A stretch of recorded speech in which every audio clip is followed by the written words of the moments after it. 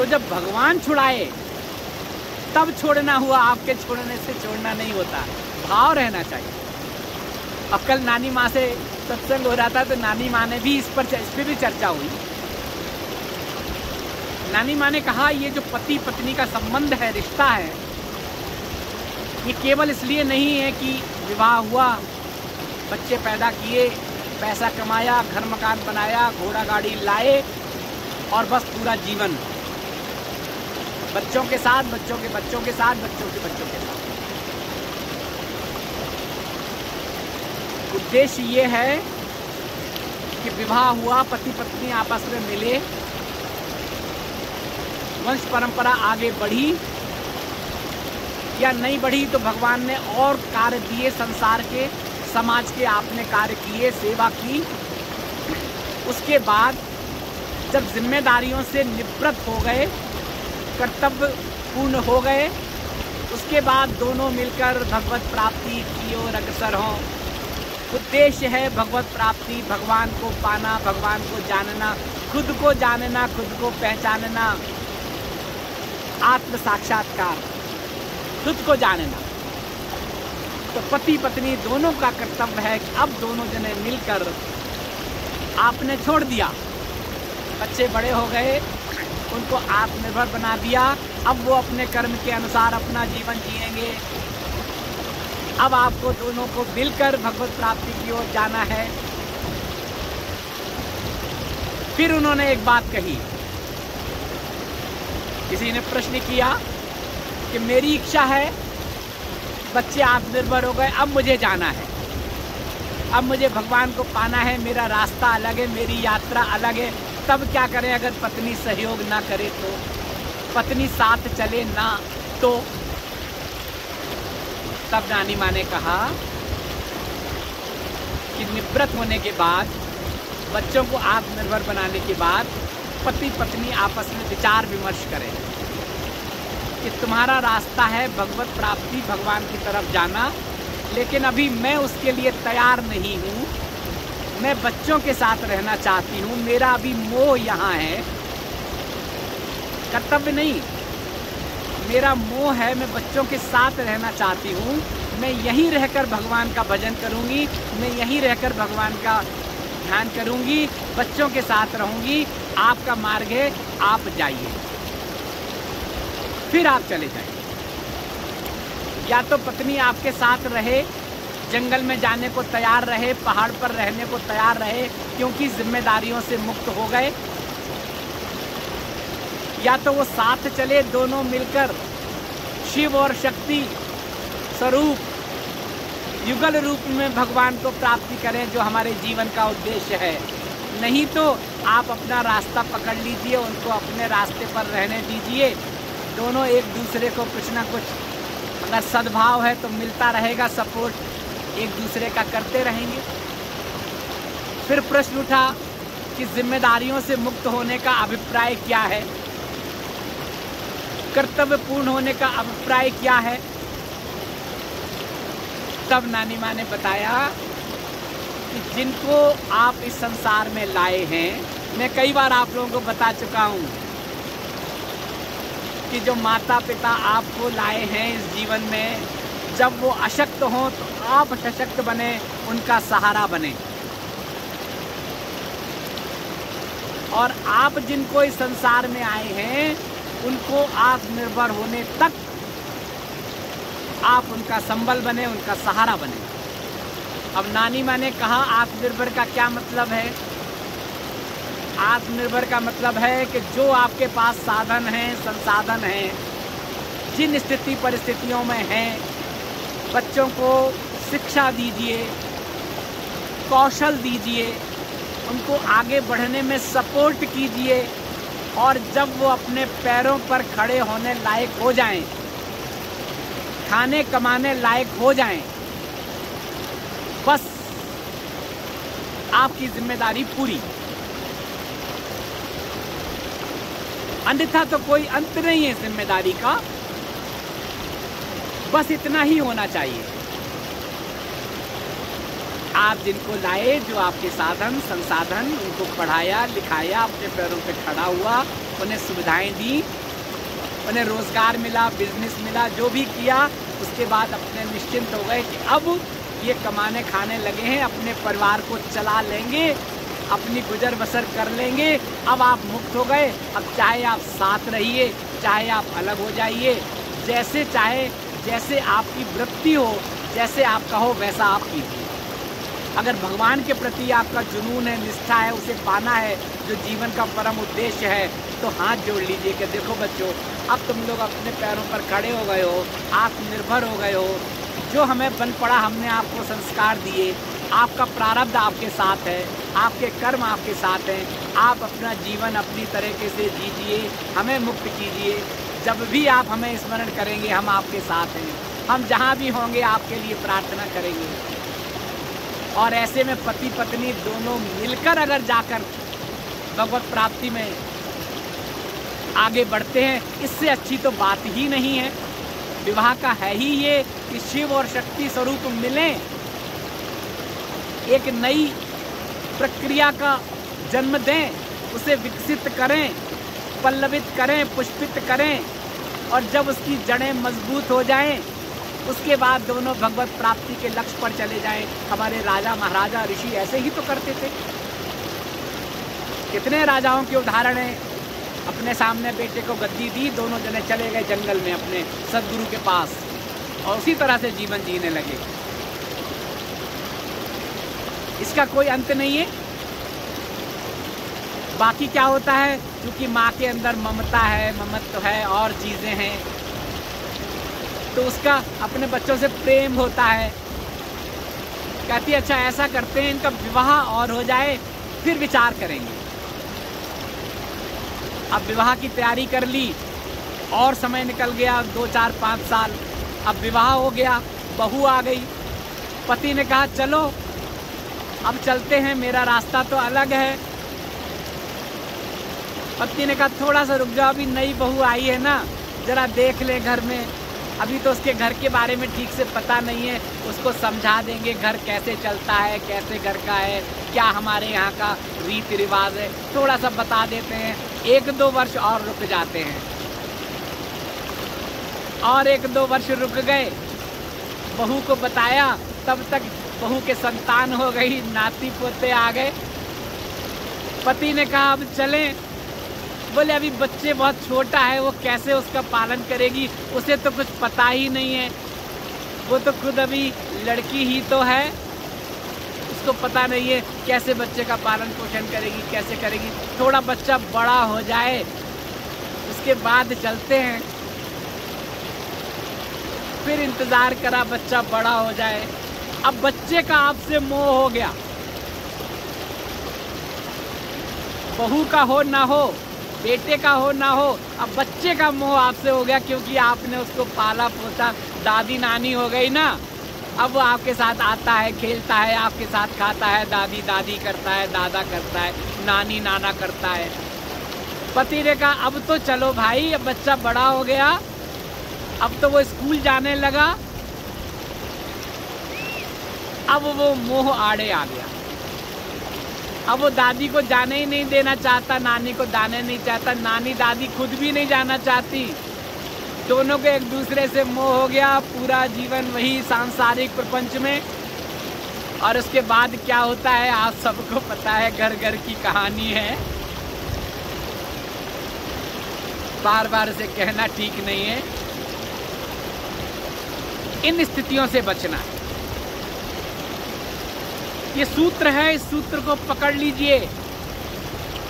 ये नानी माँ से जो कल मिलना हुआ, बातें हुई और आप तक पहुँची, इस सूत्र को पकड़ लीजिए। कितनी बार आपको हम ये बता चुके हैं, कितनी बार बता चुके हैं।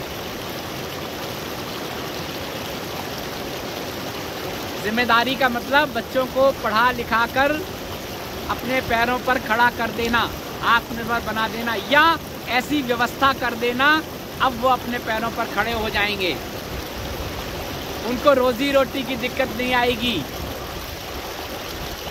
अब अगर आपका भी संसार में रस है, आप रहिए, कर्म कीजिए, कमल की तरह रहिए, लेकिन फिर ये नहीं होना चाहिए, दुखी हैं। नानी माँ बता रही थी, एक 80 वर्ष के लगभग दोनों दंपत्ति बहुत दुखी हैं। क्यों? क्योंकि अभी जो मैंने आपको कहानी बताई वो उन दोनों के साथ घटी। अभी ना बहू का सुख है, ना बेटे का सुख है, ना बच्चे का सुख है, जिनके लिए पूरा जीवन त्याग कर दिया। 50 वर्ष की अवस्था पे जो निर्णय लेना था वो निर्णय नहीं लिया। अभी 80 वर्ष पर आते आते अकेले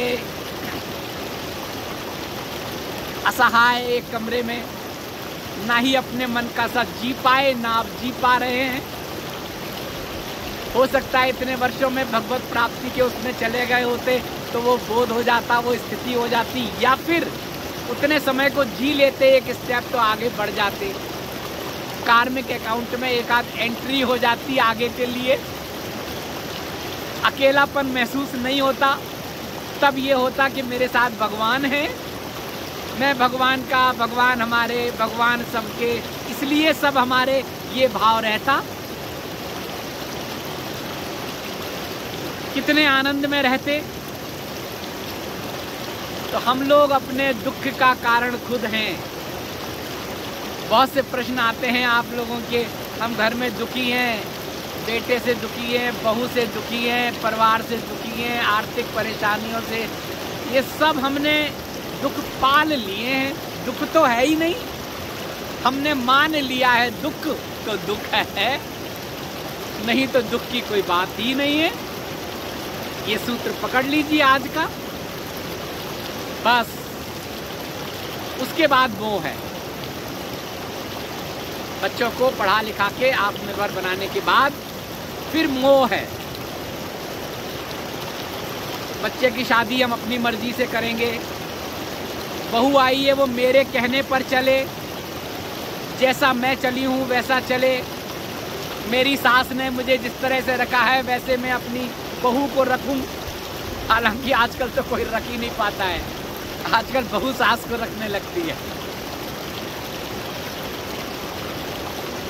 जो मैं करूं वो करूं, मैंने एक एक पैसा जोड़ के यहाँ तक आया हूँ, बच्चे भी एक एक पैसा जोड़ें। अरे आपने जोड़ा है, आपने इकट्ठा कर लिया है, अब बच्चों को अपने सामने उसका आनंद लेने दो। नहीं, तुम भी जोड़ो, तुम भी इकट्ठा करो। नहीं तो कई लोग तो ऐसे देखे हैं मैंने परिवार में, जो बेटा बहू सब नौकरी करते हैं और लेकिन अपनी मर्जी से पैसा खर्च नहीं कर सकते। उनके पेरेंट्स सारा पैसा अपने पास रख लेते हैं, माता पिता कहते हैं तुम फिजूल खर्ची करोगे, मैंने तो जीवन में एक एक पैसा सोच के खर्च किया है, तुम इसको उड़ा दोगे, मेहनत का है। खुद लिख लेते हैं और उनको जेब खर्च देते हैं, जैसे बच्चों को जेब खर्च देते थे ना, ऐसे। अब बेटे बहू लिहाज में नहीं कहते हो, फिर वो एन केन प्रकारेण पैसा कमाना शुरू कर देते हैं, फिर वो छुपाना शुरू कर देते हैं, बताते नहीं है मेरा इतना इंक्रीमेंट हुआ।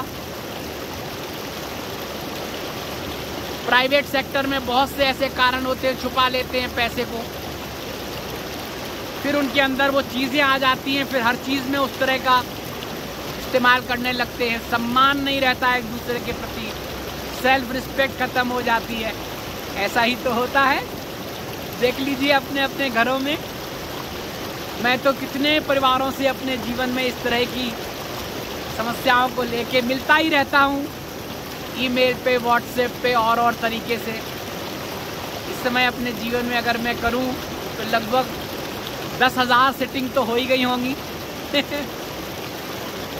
तो 10,000 परिवार की सिटिंग होने के बाद उनकी स्थिति का तो पता होगा ही, जो उन्होंने बताया।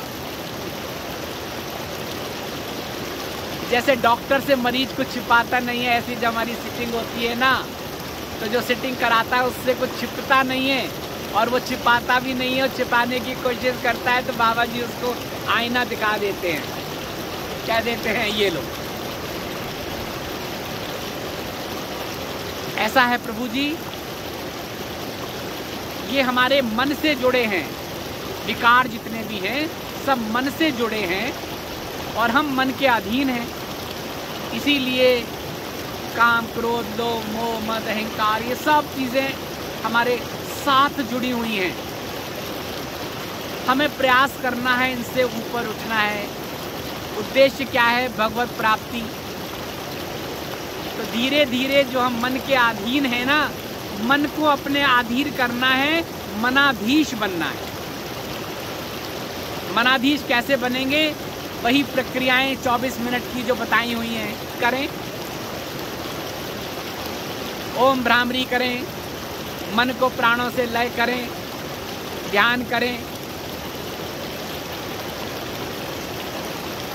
प्रकृति के कुछ प्राणायाम है वो करें, सूर्य प्राणायाम, चंद्र प्राणायाम, ये सब बताए हुए थे कैसे करें।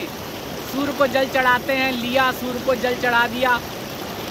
एक प्रक्रिया है पांचों तत्वों को बैलेंस करने के लिए कि सूर्य को कैसे जल चढ़ाएं, लोटे में कैसे जल को लेकर और किस तरह से 45 के एंगल से करें, सब बताया हुआ, दिखाया हुआ है। वीडियो में देखिए 24 घंटे का प्राणायाम। और एक माइकल, एक हमारे मित्र इंग्लैंड से आए थे, उनको 1 महीने तक उनके साथ ये सब उनको बताया था। उन्होंने अंग्रेज़ी में भी एक वीडियो में हमारे साथ बताया है कि कैसे करें, क्या करें। अंग्रेजी भाषा जानते हैं तो माइकल का वीडियो देख लीजिए, हिंदी में है तो हमारी वो देख लीजिए और करिए। मैंने लोगों को बताया है और लोगों को बहुत फ़ायदा हुआ है।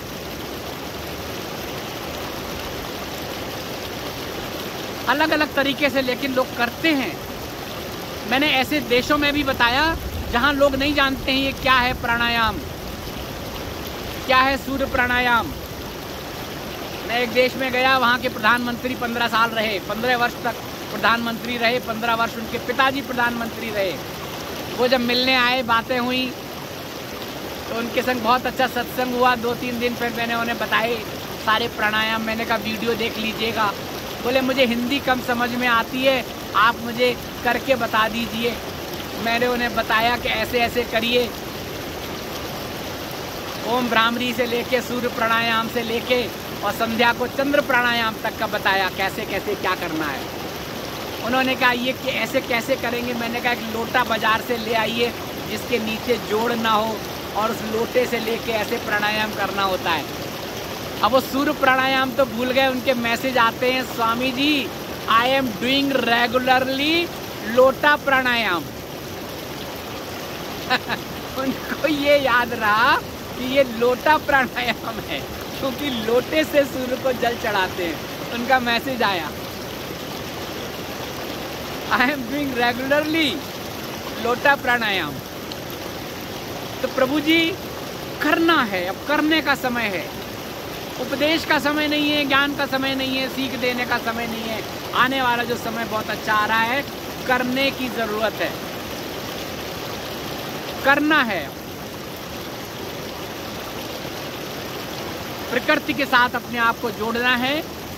हमारे शरीर में जो तत्व हैं उन तत्वों में सामंजस्य स्थापित करना है। उन सामंजस्य को स्थापित करने के लिए 24 मिनट का प्राणायाम और 45 मिनट का ध्यान।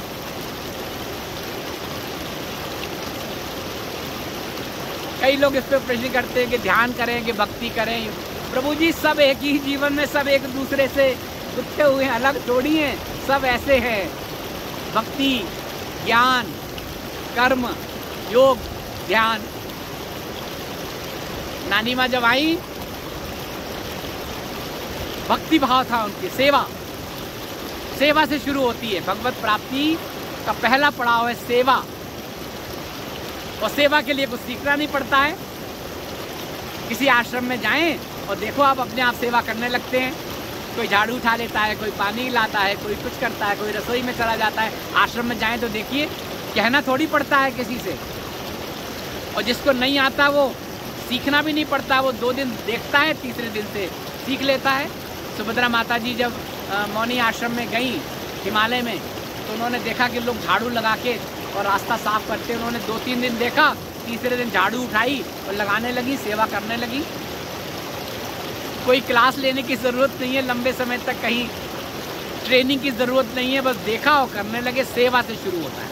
तो माता जी जब आश्रम में गई मस्तराम बाबा के यहाँ, तो उन्होंने सेवा शुरू कर दी। गौशाला में जाके सेवा करती थी, गाय की सेवा करती थी। और सेवा के बाद भक्ति।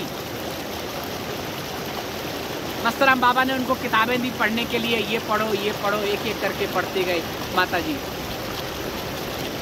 अंग्रेजी में किताबें दी पढ़ने के लिए, उन्होंने और भी पढ़ी, उसमें अंतर लगा। उन्होंने कहा संस्कृत सीखो, संस्कृत में जो है वो मूल है, बात की भाषाओं में जो अनुदित हुए हैं उसमें व्याख्या अलग अलग हो सकती है,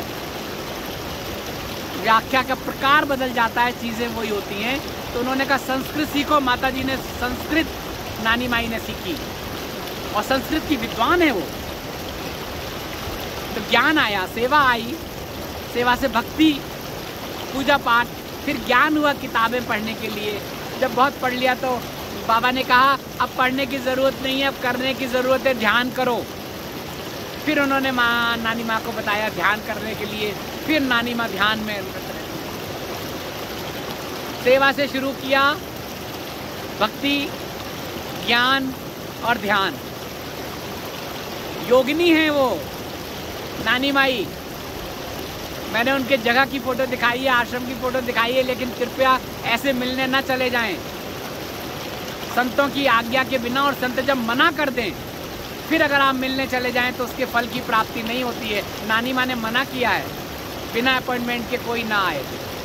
वो अलग बात है कि आप उत्तरकाशी से गंगोत्री जा रहे हैं, रास्ते में 1 बजे के आसपास आप उनके आश्रम से गुजर रहे हैं, तो वहाँ पे जाइए, उनके सेवक को बोलिए, तो माता जी वहाँ बैठी होंगी, आप मिल लेंगे, दर्शन कर लेंगे, सत्संग हो जाएगा। तो प्रभु जी अभी हिमालय में आनंद है, कोई विषय नहीं, बस मन हुआ आपसे बातें कर ले तो बातें कर ली, इतनी सारी बातें कर ली। आज इतना ही, फिर किसी दिन बातें करेंगे, आप तक पहुंचेंगी बातें। हरिओम। श्री बाबा जी का सुभाशीष आप तक पहुँचे। आप श्री बाबा जी से जुड़े रहें, श्री बाबा जी आपको अपनी छत्र छाया में रखें। आने वाले समय में जो है उसके लिए प्रभु आपको, श्री बाबा जी आपको शक्ति दें, भक्ति दें, सामर्थ्य दें। उनका सुभाशीष और हमारी शुभकामनाएं आपके लिए, वो तो हमेशा रहती हैं। याद तुम्हें आएगी मेरी जब मैं दूर चला जाऊंगा, पास बुलाओगे तुम अपने पर न कभी मैं आ पाऊंगा। तब मेरे इन संवादों को, तब मेरे इन बोलों को तुम जीवन में अपना लेना। यदि ऐसा कर पाओ तो याद मुझे तुम तब करना, याद मुझे तुम तब करना। ये संसार सार है समझो, इसको भी जी भर कर जीना। यश और ऐश्वर्य भोग कर प्रभु की हर कृति का रस चखना। लेकिन कूप बड़ा गहरा है, डूबो पर बाहर आ जाना। आसक्ति से उबर सको तो याद मुझे तुम तब करना, याद मुझे तुम तब करना। 140 पंक्तियों का गीत है ये। कभी आपका विचार करे, मन बने, जिन्होंने नहीं सुना है वो YouTube पर जाएं और उसमें देखें मेरे जीवन का सार, मेरे जीवन गीत। एक वीडियो है, 15 मिनट का है, उसमें करीब 120 या 140 लाइनें हैं और सच में मेरे जीवन का सार है, उसको सुन लीजिए।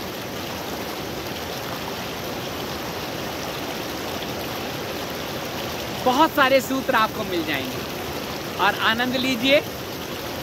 हम यहाँ आनंद ले रहे हैं, आप भी यहाँ का आनंद लीजिए।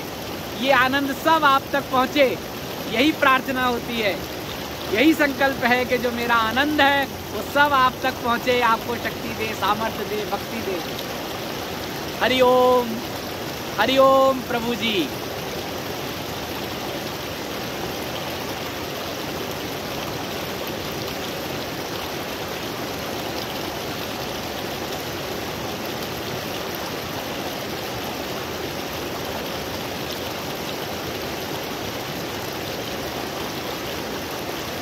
हरि ओम।